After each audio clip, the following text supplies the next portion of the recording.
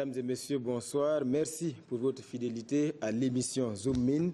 Comment se fait la production de l'or sur les sites industriels depuis l'extraction du minerai jusqu'à l'étape de la coulée? C'est ce processus complexe qui est au centre de ce numéro de Zoom Mine, votre émission consacrée à l'activité minière au Burkina Faso. Sur le plateau de l'émission aujourd'hui, une invitée. Il s'agit de Madame Maïmouna Guembré qui est ingénieure métallurgiste. Bonsoir Madame Guembré. Bonsoir, monsieur Traoré. Alors, Madame Guembré est diplômée en géologie de l'Université de Nancy 1 en France, titulaire d'un DSS de valorisation des minéraux de l'École nationale supérieure de géologie de Nancy, toujours en France. Elle fait donc partie des premières et rares femmes cadres supérieures du secteur minier au Burkina Faso. Sur le plan professionnel, Madame Maïmouna Guembré a occupé, entre autres, les postes suivants: directrice technique de la première mine d'or d'Essakan, directrice technique de la société minière Chep Mine. Depuis 2002, Madame Maïmouna Guembré est une consultante indépendante senior en traitement de minerais et en organisation des sites d'exploitation artisanale. Elle a créé sa propre entreprise, la Société de valorisation de minerais d'or. Elle est aujourd'hui la directrice générale adjointe de Griffon Minerals. Comme on le voit, le processus de production du métal jaune n'a pas de secret pour notre invitée et nous comptons bien en profiter. Mais avant de la retrouver, nous vous proposons de découvrir en images le processus de production de l'or à travers ce document réalisé par Abdelaziz Yagibou.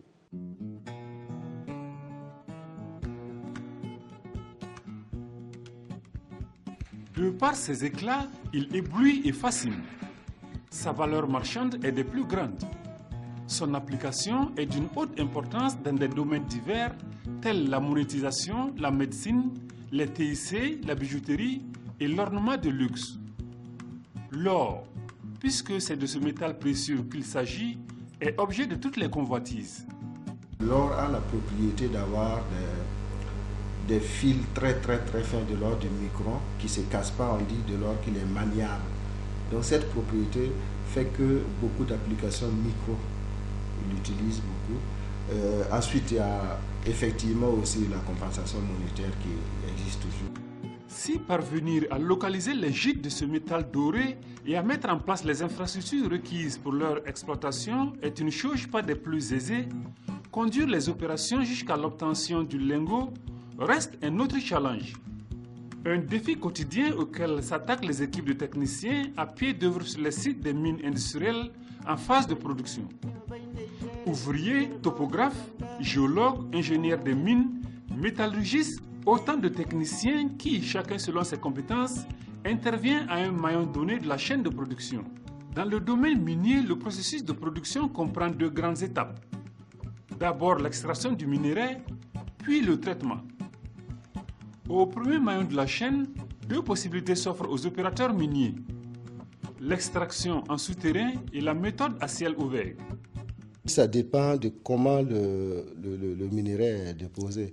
Parce que si vous avez souvent des minerais à des teneurs qui prennent des vastes domaines. En ce moment, la technique la plus utilisée, c'est l'exploitation à ciel ouvert. On ouvre une carrière, on prend le minerai. Vous avez des types de minerais, soit il est très profond, ou bien il forme un corps qui plonge sous la terre. Et il est ciblé, en ce moment il n'est pas vraiment étendu. Là, les gens préfèrent aller en souterrain. Parmi les mines en production au Burkina, seule celle de zinc de Perkoa dans la province de Sanguié est souterraine. Toutes les autres mines, qui pour la plupart sont des mines d'or, sont à ciel ouvert comme ici à Séguénéga. En première ligne des opérations d'extraction du minerai, des géologues et topographes. Ils doivent par leur expertise éclairer, planifier et orienter les travaux à mener sur la zone à décaper. Des travaux qui vont du décapage de la terre stérile au transport du minerai vers l'usine de traitement, en passant par le dynamitage et le chargement. Pour qu'une fosse soit réelle comme celle qu'on voit, il faut d'abord des recherches. Et les recherches vont dire qu'il y a de la minéralisation quelque part. Et c'est appuyé par les géologues qui viennent, qui font des forations et qui sont analysés au laboratoire.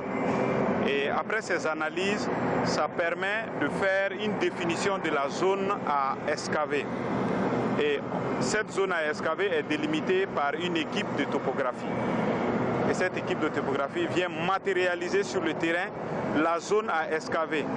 Mais après, juste après cet élément, il faut encore que des géologues viennent pour faire ce qu'on appelle en anglais grade control. Ça veut dire contrôler la minéralisation avant l'opération proprement dite.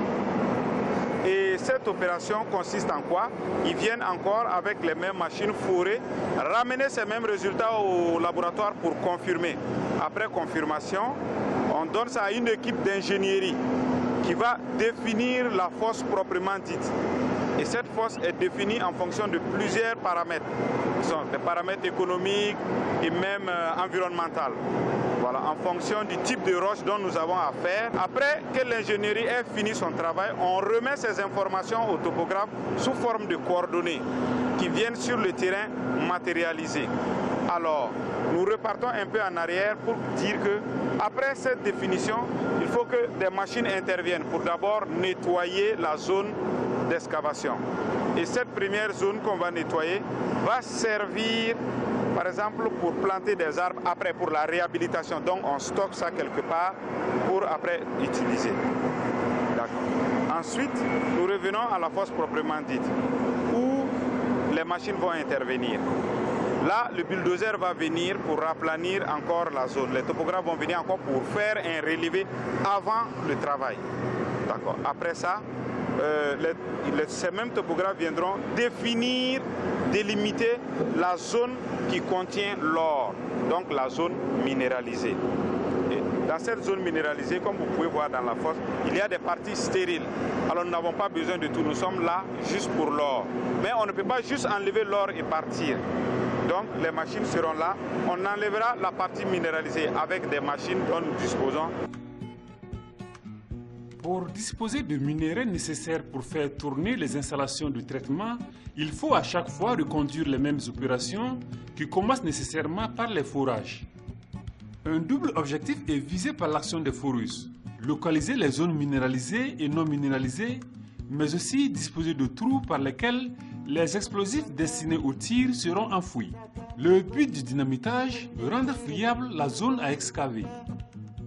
N'importe quelle roche vous voulez tirer là, on sait comment on peut faire pour fisurer ça. Dans le terme des séances de dynamitage là, on a ce qu'on appelle powder factor. Powder factor, ça c'est le mot anglais, c'est-à-dire combien de quantités vous pouvez utiliser pour fisurer 1 kg de roche. Donc par exemple, si tu trouves qu'on a dit 300 ou bien 0,33, c'est-à-dire à chaque 0,33 explosif là, ça peut fisurer quel tonne ou bien quel kilogramme de matériaux. Donc ça là, on sait, on a des chartes parce que pendant les recherches, géotechniciens et géologues, on sait comment les matériaux se comportent ici. Donc ici par exemple là, dans moyen là, à chaque trou, le diamètre ça fait 127 mm de diamètre. Et le trou, disons si on fore 5 mètres ou bien 7 mètres 50 là, on met à peu près 30 kg. 30 kg d'explosifs, 30 kg de nitrate d'ammonium dans chaque trou. Mais quand on approche le mur, là on ne doit pas beaucoup secouer le mur pour ne pas que ça tombe. Ça, on peut diminuer la quantité jusqu'à 15 ou bien même dans certains endroits, on peut utiliser 10 kg seulement. C'est pour secouer un peu, de ne pas fissurer le mur et ça peut provoquer l'éboulement. Les dimensions de la fosse, son design sont déterminées par des topographes. La conception prévient d'éventuels drames liés au glissement et aux chutes de pierres. Pour fluidifier le secteur de trafic, des niveleuses sont régulièrement en action. Touli, c'est la dénomination de cette fosse. Un des 4 gisements d'or découverts à Sénégal par la compagnie Amara Mining. Sous l'œil bienveillant du contrôleur de minerais, excavateurs et camions appelés dampeurs travaillent à un rythme soutenu. Des camions imposants par leur gabarit, mais dont la conduite est plus commode que les véhicules poids légers, au dire des techniciens intervenant sur la carrière. On enlèvera la partie minéralisée avec des machines dont nous disposons, qui sont des pelles hydrauliques. Ces pelles hydrauliques qui sont là, qui ont une capacité, comme on dit, de goder qui environ, selon la prise, de 6 mètres cubes. Voilà. Et nous utilisons deux types de camions ici pour transporter le minerai. C'est des types de camions. Il y a les 777, ce sont des capacités qui peuvent prendre 90 tonnes, d'autres peuvent prendre à la limite 70 selon le chargement, mais c'est une moyenne de 90. Ici, time is money, dit-on. Pas de temps à perdre. Il faut exploiter judicieusement et dans les délais les meilleurs cette fosse dont la teneur est estimée à 2 grammes d'or par tonne de minerai. Dans le fonctionnement, vous voyez comment les machines tournent. C'est une organisation. Ces machines ne tournent pas n'importe comment. C'est une planification. Voilà. Si une machine, par exemple, ou un camion pose un problème de dysfonctionnement, ça affecte toute la chaîne. Et ça a également des coûts sur la production, en temps comme en argent. Sur la base de l'expérience, les techniciens des mines parviennent, sans recours aux résultats du labo, à identifier les parties de la carrière très riches en or. Le quartz est par exemple un élément indicateur du filon d'or, explique-t-il. Par exemple, la zone minéralisée, vous voyez les filons avec le quartz, comme l'or minéral se trouve dans ça. C'est des points comme ça qu'on a délimité pour minéralisation. Ça c'est solide. Ça c'est des points, par exemple, qui n'est pas de minerai. Ça c'est des stériles. On doit jeter sur les stocks de stériles. Et puis ça là, on a envoyé ça sur les stocks de minerai. Avant d'être convoyé vers l'usine de traitement, le minerai extrait est amassé à proximité de la fosse dans un espace soigneusement aménagé, appelé communément en anglais rampart. Ce qui est en face de nous, ça c'est le panneau rouge là, avec H. Ça c'est haute teneur. Donc si vous voyez le couleur rouge là, c'est-à-dire ça c'est de haute teneur. Derrière nous, l'autre côté là, tout près, ça c'est de faible teneur. Ça c'est le couleur jaune. Maintenant, entre 0,70 jusqu'à 1,49 du gramme par tonne de teneur, on appelle ça des low grade, c'est-à-dire faible teneur. Maintenant, au-dessus, ou bien à partir de 1,5 jusqu'à n'importe, ça c'est des hautes teneurs. Donc ce que vous voyez là, c'est-à-dire il n'y a aucun matériel qui se trouve ici qui a moins de 1,5 grammes par tonne. Un processus s'achève, un autre prend le relais. Le minerai extrait est acheminé vers l'usine de traitement installée à Kalsaka, à 25 km de Sénégal. Là, la première des opérations qu'il subit, c'est le concassage et le broyage. Une étape incontournable dans tout processus de traitement de minerai. Il y a deux types de concasseurs qu'on utilise ici. Et comme on utilise ce que nous appelons le sizer, c'est un broyeur en spirale. Lui, il est fait uniquement pour le minerai en poudre. Et maintenant, les concasseurs là-bas, eux, ils sont faits pour les minerais durs, le quartz et autres. On stocke le minerai ici, on le charge dans les différents concasseurs, des différentes trémies, et on concasse selon le millimètre qu'on veut, le niveau. Voilà. Et on fait circuler sur des bandes pour stacker. Voilà. Mais souvent, il y a un mixage qu'on fait forcément ici pour avoir une bonne agglomération, afin qu'au cours de l'arrosage, on puisse récupérer le maximum d'or. Le minerai mixé avec le ciment et le cyanure est conduit par plusieurs bandes roulantes vers le lieu de stockage appelé en anglais « leach ». Un espace aménagé et tapissé d'une géomembrane. C'est la fin de la première étape de la chaîne de traitement, encore appelée partie sèche, puis le début du traitement humide. Nous convoyons le minerai, on le stocke ici et on arrose. On récupère la solution qui est composée de cyanure d'or et d'autres métaux dans les tuyaux perforés de 100 mm qui sont là. Et on le récupère dans la dernière partie de l'usine et on procède à une élution.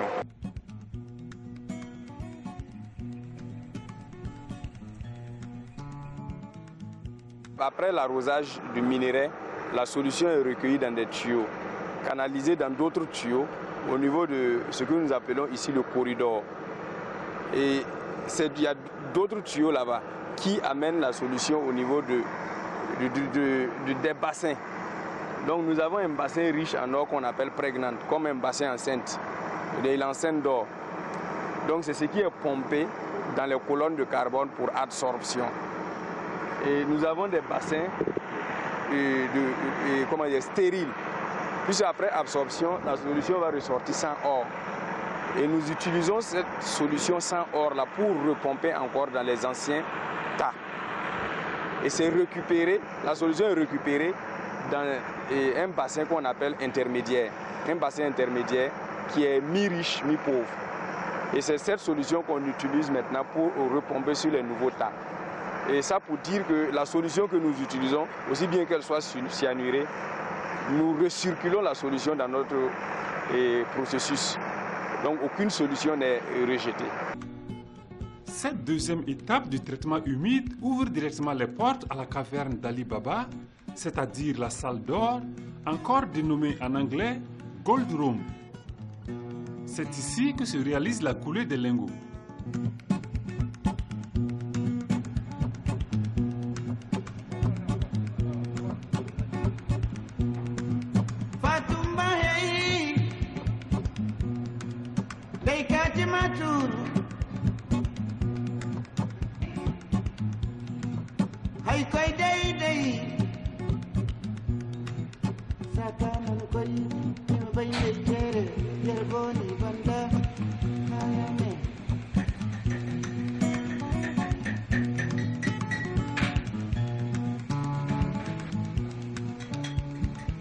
Le mécanisme pour y entrer consiste à partir du bassin enceinte d'or à pomper la solution dans une colonne d'absorption à 6 niveaux.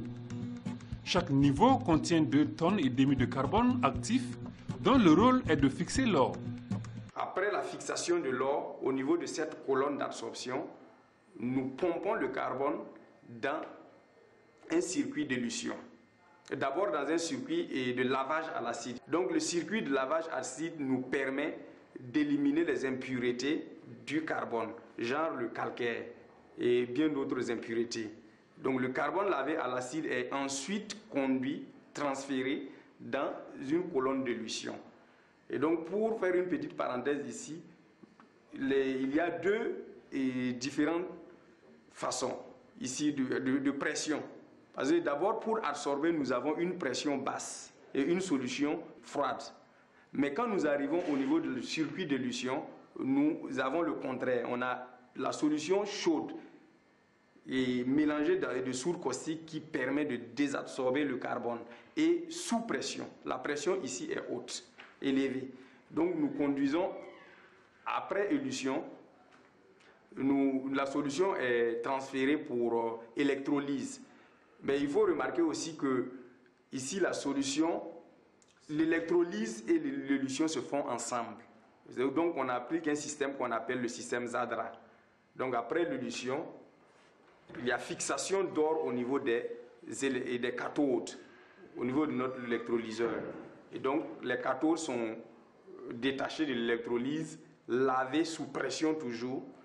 L'or et les autres métaux recueillis sont ensuite calcinés. Ça veut dire nous les séchons, nous les chauffons à un certain degré, puis après nous l'amenons au niveau du four et de fonte. Et dès que nous fondons, on le sort en lingots. Et c'est ces lingots-là qui sont transportés.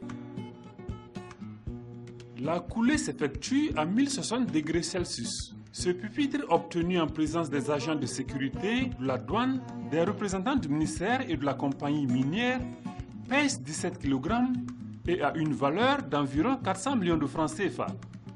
Il est matérialisé par des coordonnées qui permettent de l'identifier parmi tous les lingots sortis de la mine depuis le début de la production. Pour ce qui est de l'année 2014, le minerai de Séguénéga permet en une coulée par semaine de recueillir en moyenne 40 kg d'or.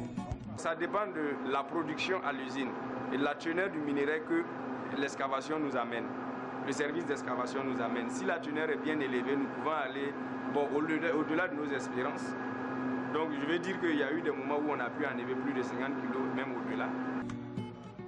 Autre mine d'or industrielle à ciel ouvert, même procédure pour ce qui concerne l'extraction du minerai. Nous sommes ici sur le site de la mine d'Inata. Sous la direction du responsable chargé de la production, un débriefing matinal avant d'aller au charbon. Avec cette équipe d'ingénieurs et de techniciens des mines, nous allons aller à la découverte de l'autre type de traitement du minerai, la lixiviation en cuve. C'est d'ailleurs la méthode utilisée par la quasi-totalité des mines d'or industrielles en production au Burkina, exception faite l'usine de Kalsaka. Ici, nous sommes à la deuxième phase de la préparation mécanique qui est le broyage. L'objectif, c'est de réduire, de libérer l'or contenu dans la roche. Donc, après le concassage qui avait réduit le volume ici, nous cherchons à réduire pour faciliter l'attaque au cyanure. Donc, nous travaillons avec d'abord 2 broyeurs à boulet et puis un broyeur semi-autogène. Le broyeur semi-autogène qui reçoit le minerai concassé venant du concassage. Et maintenant, après cela, après ce premier broyage, le minerai est envoyé au cyclone pour essayer de séparer les plus fins aux plus grossiers. Et les plus grossiers reviennent encore dans les 2 broyeurs secondaires. C'est des broyeurs à boulet. Et maintenant, les plus fins passent dans une autre section qui est le CIL. Le CIL, c'est en fait là où on fait l'attaque chimique et on récupère sur du charbon.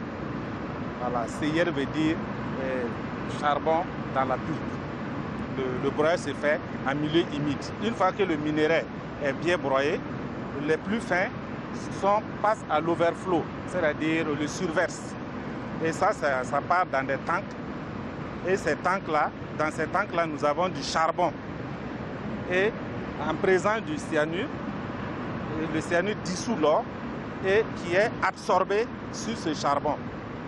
Et une fois que le charbon est chargé, c'est-à-dire quand le charbon prend une certaine quantité, on transfère ce charbon dans une autre section. Ça, c'est l'élution.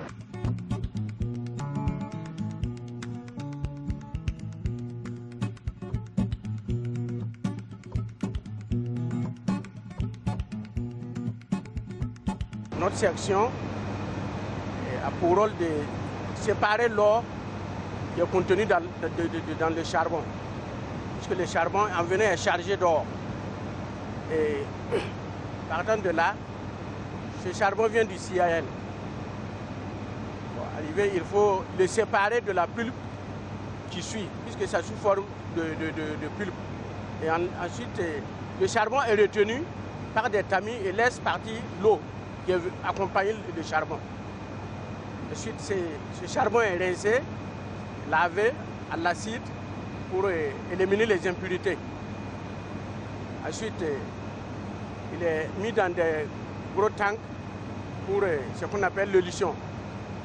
L'élution consiste encore à séparer l'or que contient le charbon. Et cette solution qui va prendre l'or est composée de produits dont la soude caustique, le cyanure, qui amène l'or à la salle d'or dans des gros bacs d'électrolyse. Dans les bacs d'électrolyse, où il y a des anodes et des cathodes qu'on a placées. Et avec le courant continu, la laine de fer capte l'or et laisse revenir la solution qui ressort pauvre. Et cela en un circuit fermé. Et on a un laboratoire qui quand même nous suit pour nous déterminer comment ça se passe jusqu'à ce que cette solution devienne pauvre. Et le charbon aussi. Toutes ces opérations de traitement sont supervisées et commandées depuis une salle de contrôle perchée à une certaine hauteur. Tout ce qui est appareil, tout ce qui est pompe, tout ce qui est vanne, c'est commandé ici par la salle de contrôle et il y a un opérateur. Dès qu'il y a un problème, il y a par exemple un tank qui déborde ou bien une pompe qui est à l'arrêt, dès qu'il y a un problème, c'est signalé ici et directement l'opérateur corrige, s'occupe de ça. S'il se trouve qu'à partir de son niveau, il ne peut pas corriger, on est obligé par exemple d'appeler la maintenance pour qu'elle vienne intervenir sur un problème. Donc c'est à partir de toutes les pompes, tout ce que vous voyez comme moteur qui marche à l'usine, c'est à partir de celle-là que c'est commandé et nous voyons tous les appareils. Outre ce contrôle technique, le processus de production de toutes les mines du Burkina est suivi de près par le département en charge des mines et de l'énergie. Les sociétés minières qui sont en exploitation déposent auprès de l'administration un plan d'exploitation de la mine avec des infrastructures précises, un plan de leur système de traitement avec toutes les installations possibles. Nous veillons justement que cela soit respecté. Une fois qu'il y a des modifications, la loi autorise à demander à l'administration à modifier. Si nous constatons des changements par rapport au plan, c'est notre devoir d'attirer leur attention, de se conformer à la réglementation. Permanemment, on a un agent sur les sites en ce qui concerne les exploitations. Chaque mois, on fait le programme, on connaît les jours d'expédition de toutes les mines. Maintenant, pour les autres aspects, le contrôle technique des infrastructures, des systèmes de traitement, c'est des missions périodiques que nous effectuons. C'est des missions périodiques. Ça dépend de qu'est-ce qu'on veut voir dans la mine. Et quand arrive le moment de l'expédition de l'or, le ministère des Mines assiste à la procédure aux côtés des représentants de la compagnie minière en question, des agents de sécurité, de la douane et du secteur du transit. Une procédure qui se résume au pesé et au scellage de l'or brut. Nous avons toujours notre agent, il y a un arrêté conjoint qui a institué ce processus de suivi des expéditions. Nous avons forcément un agent sur la mine. Il y a nos collègues de finances, l'économie et finances à travers la douane, qui sont sur place avec un transitaire. Et donc toute la valeur de l'expédition est évaluée sur site, scellée, avant que ça ne parte. C'est là que nos agents reviennent avec des PV signés, comme exige la réglementation, et le reste de la procédure continue au niveau de la frontière de sortie avec la douane, qui vérifie justement ces PV-là avant de pouvoir faire les formalités douanières et puis pouvoir exporter. Au final, l'or produit au Burkina prend les airs pour la bourse de Londres, laissant derrière lui des royalties pour l'État qui contribue avec le sous-sol et la création de conditions favorables aux investissements, et une autre partie des retombées pour la compagnie mobilisatrice des investissements.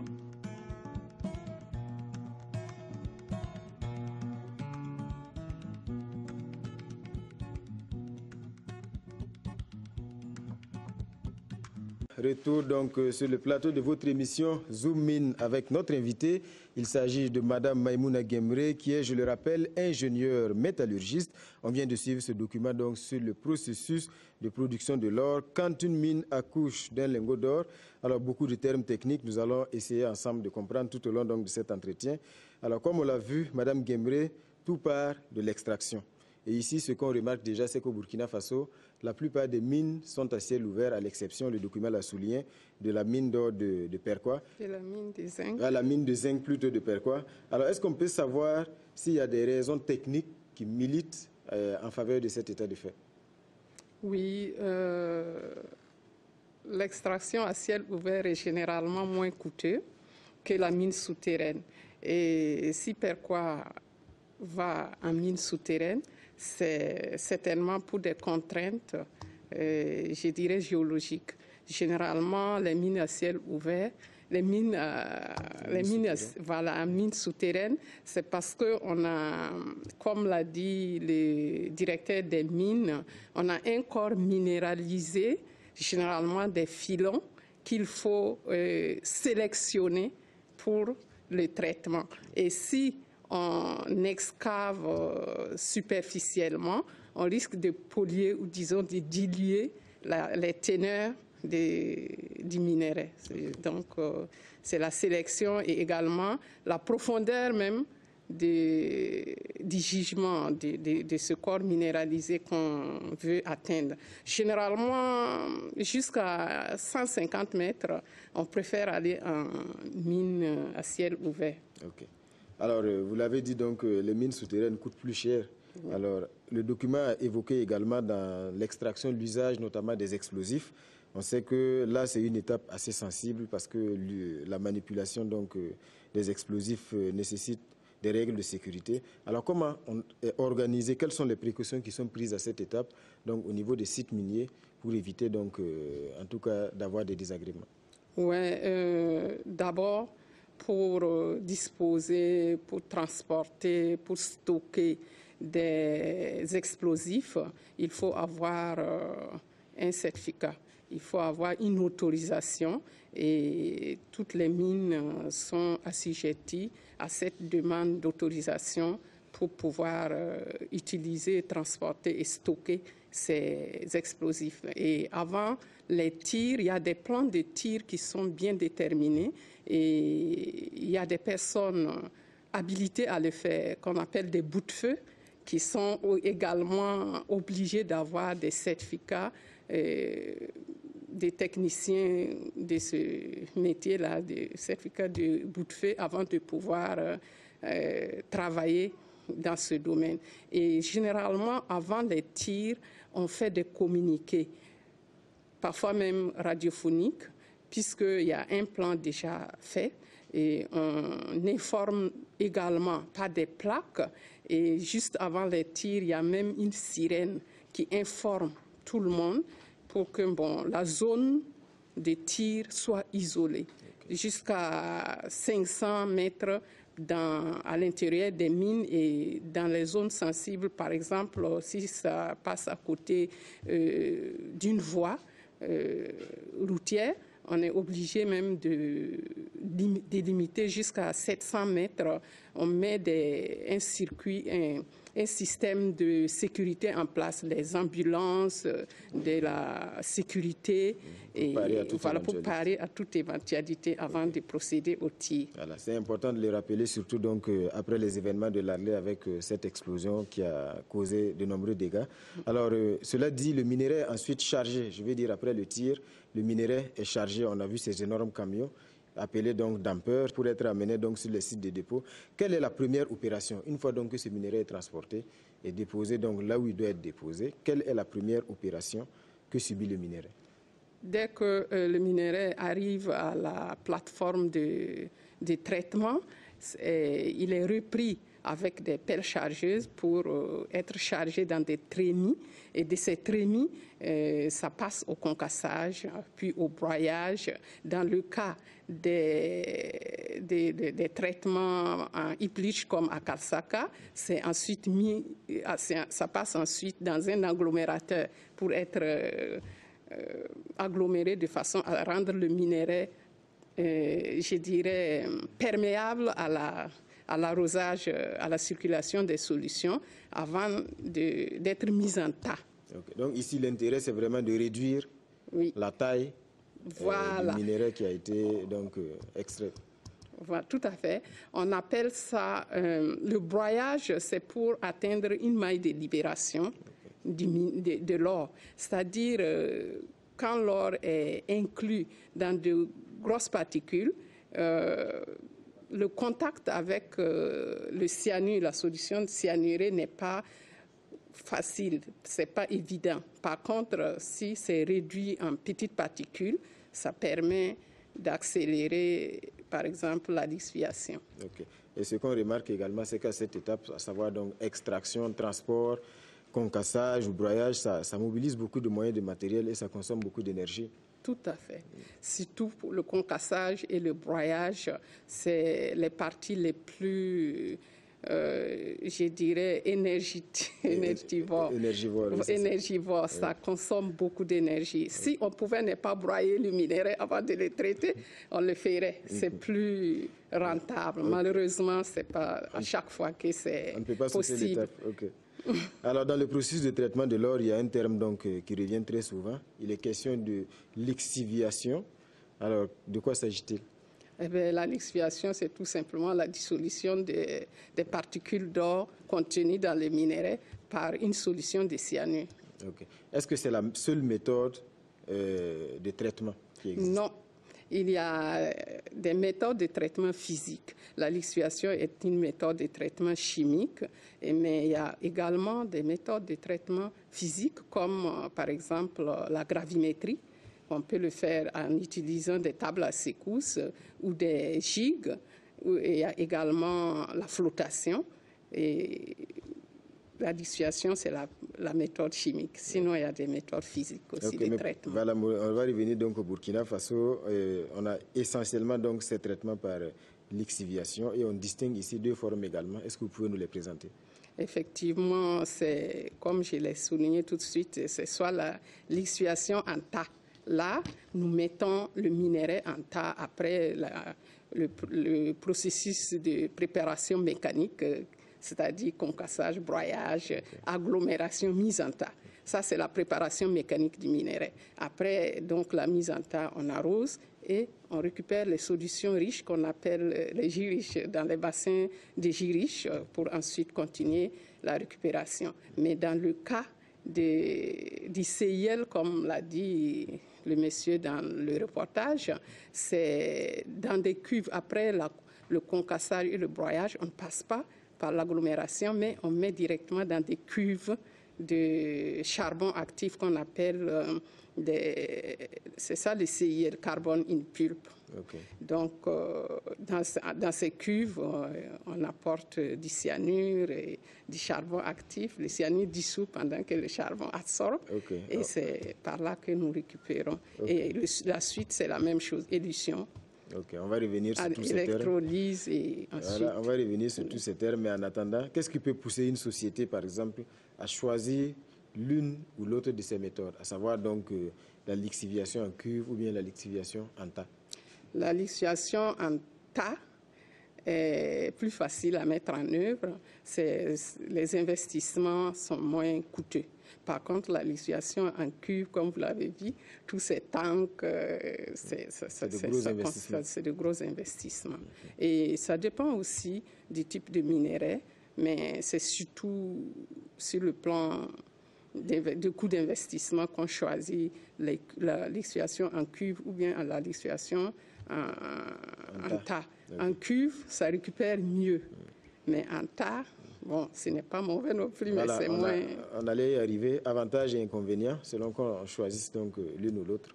Voilà, selon que justement on choisisse l'une ou l'autre, il y a non seulement les coûts d'investissement, mais il y a aussi les taux de récupération de l'or contenu dans le minerai. En CIL, généralement, on récupère au-delà de 95%, 98%. Par contre, en lixiviation en tas, la récupération est moindre, ça peut aller jusqu'à 80%. Mais bon, disons que si on compare avec les coûts d'investissement et le coût de l'or à la période du traitement, on choisit l'un ou l'autre des méthodes. OK. Alors, est-ce qu'on peut imaginer, par exemple, une société qui passe la lixiviation en cuve à la lixiviation en tas ou en tout cas vice-versa? Bon, disons que passer de la lixiviation en tas à la lixiviation en cuve, ça se peut. Comme je l'ai dit, comme la lixiviation en tas récupère moins, les reliquats d'or qui se trouvent dans les tas peuvent être repris en lixiviation en cuve pour récupérer le maximum. Okay. Voilà. Par contre, passer de la lixiviation en cuve à la lixiviation en tas, c'est très rare et il n'y a pas de raison. C'est improductif. C'est improductif, comme vous l'avez dit. Alors, vous avez déjà évoqué donc quelques produits chimiques qui interviennent donc dans le traitement. Est-ce que vous pouvez nous rappeler quels sont ces produits-là qui entrent dans le processus de traitement, ces produits chimiques? Essentiellement le cyanure, de la chaux, le ciment et de temps en temps de la soude caustique, des acides. Et ça dépend des étapes de traitement. Mais le cyanure essentiellement. Et quel est le rôle essentiellement du cyanure? Mais le mercure également, parce qu'on entend souvent parler du mercure. Le mercure dans le temps.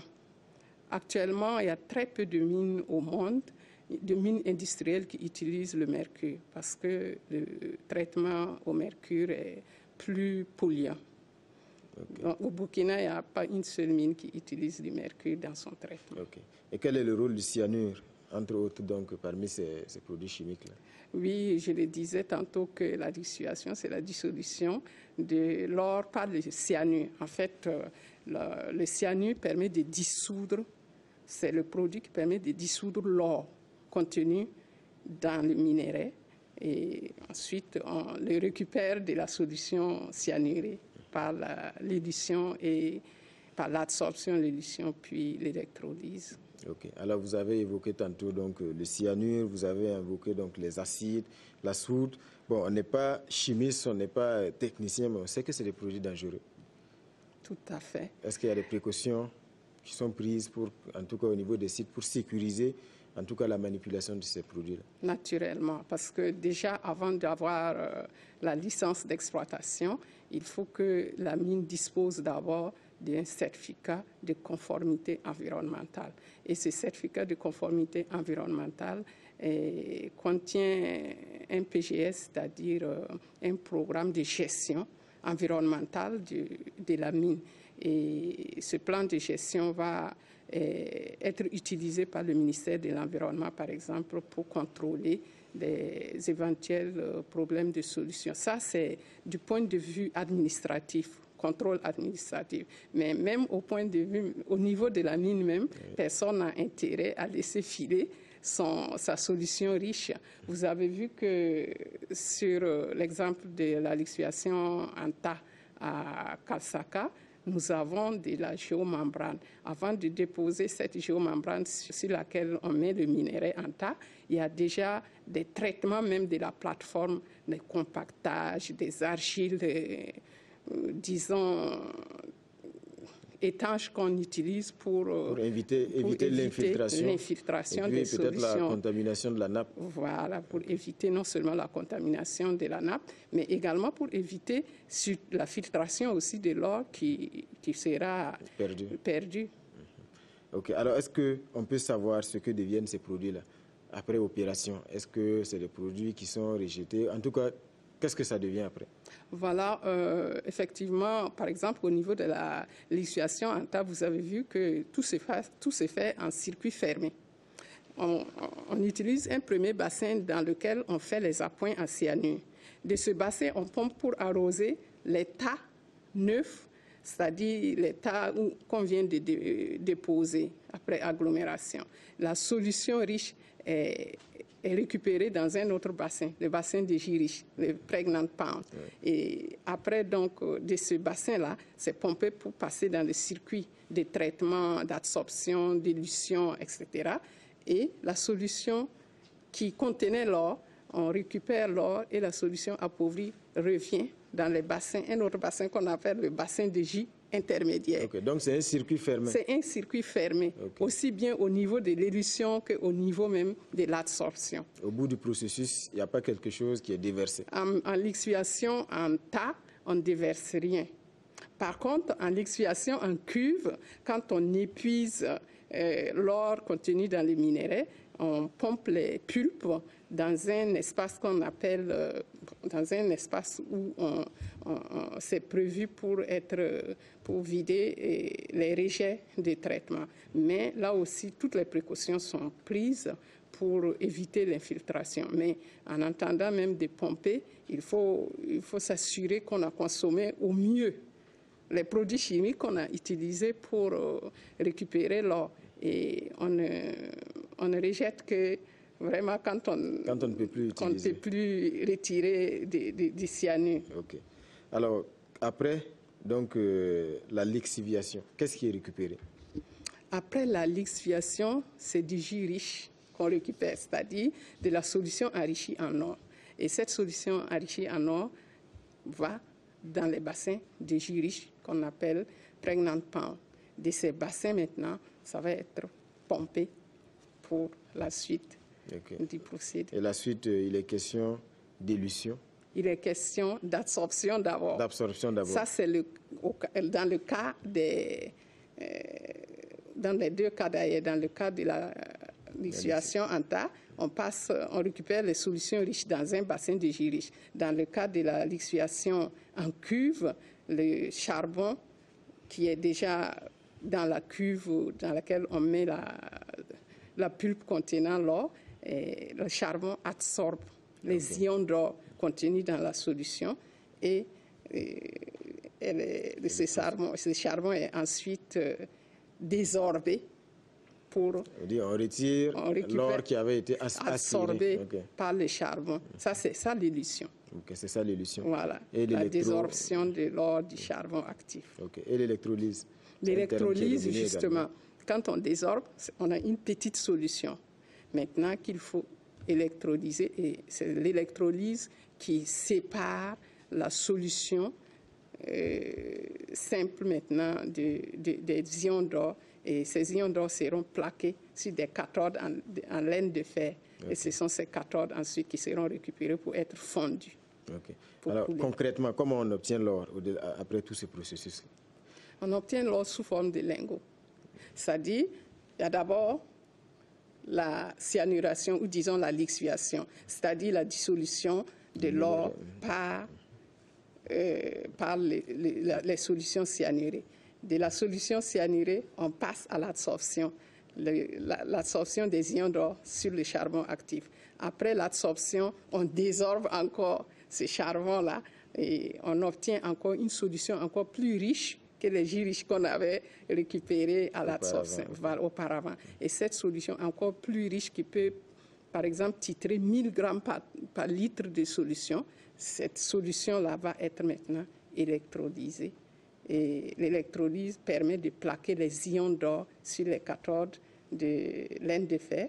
Et ces cathodes de laine de fer seront ensuite fondues pour couler les lingots. Alors, c'est l'étape, bien sûr, qui fait rêver tout le monde, la coulée donc des lingots d'or. Alors, quels sont les moyens? Parce qu'ici également, il est important de le rappeler. Quels sont les moyens de contrôle dont dispose l'État? Est-ce que la société minière peut couler ses lingots comme elle veut? Et puis, voilà, à sa seule discrétion. Alors, quels sont les mécanismes de contrôle dont dispose l'État? Justement, on a vu à travers le reportage que les jours de coulée, il y a non seulement le ministère des Mines qui est représenté par la DGMG, c'est-à-dire la Direction générale des mines et de la géologie. Il y a le ministère des Finances qui est représenté par la douane, il y a les transitaires et il y a même la sécurité de la mine. Et tous ces services-là sont là pour contrôler. Le jour de la coulée, on sait quelle quantité d'or on a coulé, quel est le titre de l'or, c'est-à-dire la quantité d'or fin contenue dans les lingots. Et c'est après ces contrôles, après avoir fait cela, la mine même ne dispose plus de ces lingots. C'est, disons, les transitaires et l'assurance qui s'occupent de l'expédition maintenant, qui va faire la suite des opérations pour l'exportation. Nous allons à présent ouvrir la page actualité de cette émission. Alors, premier point de l'actualité dans cette émission, Zoom Mine. Alors, la tournée ITIE, Initiative pour la transparence dans les industries extractives, des sorties de terrain qui s'inscrivent dans le cadre de la dissémination du contenu du 3e rapport ITIE du Burkina Faso. L'activité phare du processus ITIE est l'élaboration annuelle de ces rapports, communément appelés donc rapport ITIE sur les paiements effectués à l'État par les sociétés minières ainsi que les recettes perçues par l'État des dites sociétés. Notre pays aujourd'hui a son 3e rapport ITIE couvrant les données financières de l'année 2011 et adopté le 20 décembre 2013 par le comité de pilotage de l'ITIE Burkina. L'une des exigences de l'ITIE veut que les contenus de ces rapports soient largement partagés avec les citoyens de l'ensemble du pays et particulièrement avec les populations affectées par l'activité extractive. C'est pourquoi, depuis le 19 juin 2014, une tournée dans 10 zones abritant des sociétés minières d'exploitation industrielle a donc été initiée. Voilà donc pour ce premier point. Madame Guemré, le Burkina Faso donc, qui est à son 3e rapport ITIE, Initiative pour la transparence des industries extractives. Alors, est-ce qu'on peut dire que quelque chose a changé depuis que le Burkina Faso fait partie de ce processus-là? Bien, effectivement, je pense que l'ITIE est une très bonne chose, non seulement pour les citoyens lambda, mais aussi pour les sociétés minières, parce qu'avec tous les préjugés que nous avons, je dirais que les sociétés minières, ou disons les secteurs miniers, avec tous les préjugés qu'on a sur ces secteurs-là, l'arrivée de l'ITIE est une très bonne chose. Ça permet de rassurer déjà la société civile, l'opinion publique, que ce qui est produit est publié. Et en plus, ce qui est encaissé aussi. Ce qui est encaissé est publié. Et également, ça permet de rassurer les investisseurs aussi du domaine minier, parce qu'un pays qui a été élu amitié montre que c'est un pays crédible. C'est un pays crédible. Ok. Alors, Madame Guembré, on va passer à un autre point de l'actualité qui concerne à présent, donc, en tout cas, notre invitée elle-même. C'est la tenue du 21 au 23 juillet dernier à Ouagadougou d'une rencontre de concertation des associations des femmes du secteur minier dans les États membres de l'UEMOA. Alors, Madame Maïmouna Guembré, vous êtes vice-présidente de l'Association des femmes du secteur minier du Burkina Faso. Quelle est la place de la femme aujourd'hui dans le secteur minier du Burkina? Merci, M. Ouedraogo. La place de la femme est toute petite du point de vue nombre de femmes employées dans le secteur minier. Mais du point de vue qualité, il faut reconnaître que là où elles sont, elles agissent, elles le font très bien. Donc, c'est pas pour rien que le ministère des Mines et même, disons, le gouvernement burkinabé, en instituant les cellules genre dans les différents ministères, ça nous a permis de compter beaucoup de femmes au niveau du secteur minier. Ça a aidé à donner un nombre plus élevé. Et la FEMIB profite de ce plateau pour inviter toutes les femmes qui interviennent dans le secteur minier, que ce soit directement dans les mines, dans les services administratifs ou encore même dans le secteur privé. Je les invite tous à adhérer à la FEMIB pour que la femme burkinabé puisse donner aussi sa contribution dans ce domaine qui aide beaucoup. Okay. Alors, mais vous, personnellement, vous avez pratiquement 23 ans d'expérience dans ce domaine. Qu'est-ce que vous avez envie, par exemple, de dire aux jeunes filles qui, peut-être, en tout cas, souhaitent emprunter le chemin que vous avez tracé?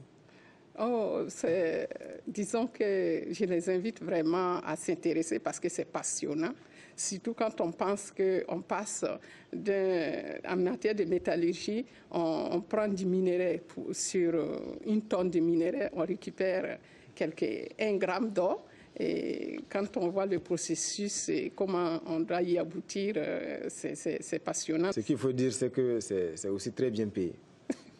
Tout à fait. Toujours dans l'actualité, à présent, le calendrier de l'arrêt des activités d'orpaillage diffusé par le ministère des Mines.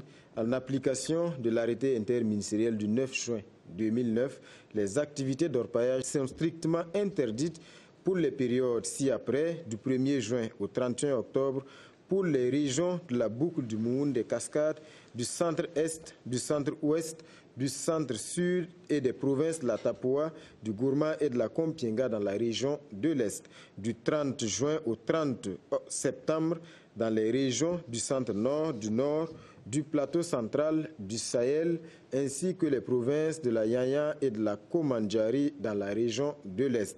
Des contrôles inopinés seront effectués par les forces de défense et de sécurité et tout contrevenant s'expose à des sanctions conformément aux dispositions de l'arrêté en vigueur. Voilà, Madame Guembré, on sait que vous avez également une solide expérience en la matière. Je rappelle que vous êtes consultante en organisation des exploitations artisanales.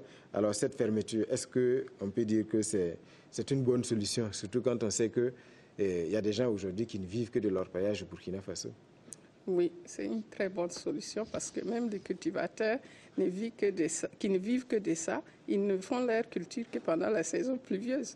Alors, les orpailleurs doivent s'organiser de façon à pouvoir faire, sinon autre chose, continuer leur travail sans pour autant aller dans les trous.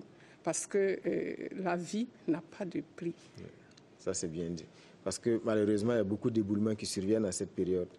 À présent, mesdames et messieurs, les cours de l'or en juillet 2014, du 1er au 30 juillet, donc, le cours moyen de l'or, selon le Daily Bourse, était estimé à 1323,5 $ US. Le 11 juillet 2014, l'or atteignait son cours le plus élevé qui était de 1339 $ US. Pour son cours le plus bas enregistré le 24 juillet 2014, il se fixait à 1293,5 $ US. Pour ce qui est du zinc, en fin juillet, le cours du zinc était de 2358 $ la tonne de zinc métal pour un achat au comptant. Alors, ce communiqué, avant de terminer, depuis quelque temps, des individus mal intentionnés se faisant passer pour des intermédiaires ou travaillant au niveau des ressources humaines des sociétés minières demandent de l'argent aux chercheurs d'emploi en échange d'un poste dans les sociétés minières de la place. Tout en condamnant fermement de tels comportements et en mettant en garde les éventuels fautifs, la Chambre des mines du Burkina tient à informer le public que les sociétés minières ne sont mêlées ni de loin ni de près à de tels agissements et appelle la population à la plus grande vigilance. La Chambre des mines appelle les victimes de ces forfaits à dénoncer leurs auteurs auprès des autorités compétentes. C'est un communiqué donc du secrétariat exécutif de la Chambre des mines. Ce numéro de votre émission Zoom Mine s'achève là, mais n'oubliez pas, si vous avez encore des questions, vous pouvez les poser à l'adresse suivante, l'adresse mail suivante, zoommine@chambredesmines.bf tout attaché, et vous aurez les réponses. Nous allons encore dire merci à Madame Guembré, Madame Maïmouna Guembré, donc pour sa disponibilité. Mesdames et messieurs, toute l'équipe de réalisation vous remercie pour votre attention et vous dit à très bientôt pour un autre numéro.